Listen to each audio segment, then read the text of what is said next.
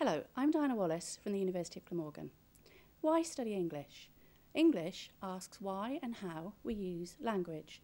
We all use language every day in almost everything we do. We tell stories about ourselves, about other people, about things. It's partly about pleasure. We enjoy telling and listening to stories, but it's also how we make sense of who we are, of our world and our place in the world by constructing stories or narratives. Historians tell stories about the past, for instance. Economists tell stories about numbers. Advertisers tell stories to make us buy things. Politicians tell stories to make us vote for them. Novels, short stories and poems are particularly crafted types of story, and studying English, whether you focus on literature, language or creative writing, gives you a range of very sophisticated tools to analyse the way in which language is used in texts, whether written or spoken. Let's take Jane Austen as an example. Austen tells us stories about love, about how and why and when we fall in love. In Pride and Prejudice, Darcy has to overcome his pride and Elizabeth her prejudice before they can live happily ever after. But Austen's stories are also about money, about economics, and how this influences one of the most intimate things we do, falling in love.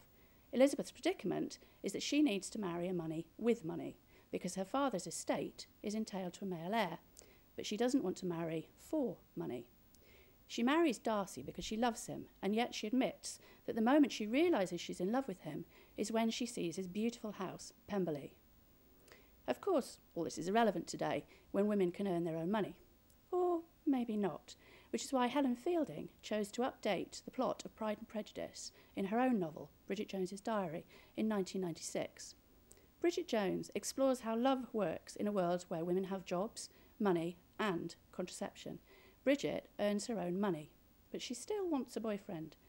Ironically, she resolves to develop an independent sense of self, complete without a boyfriend, as the best way to get a boyfriend. And of course, she falls in love with Mark Darcy, a rich lawyer.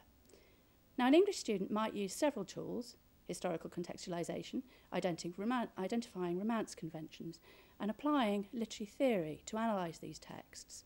But they would certainly want to look very closely at the use both writers make of irony, the art of saying two different things at once. The skills you would develop in doing this kind of close and informed analysis of texts are what employers call transferable skills, and they're very much in demand. Employers value people who can read with skill and care, think critically, research ideas, and apply analytical models.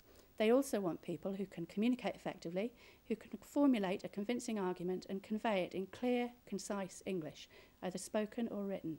People who can both analyse and tell stories, in other words. And that's why English graduates end up in all sorts of unexpected careers and professions.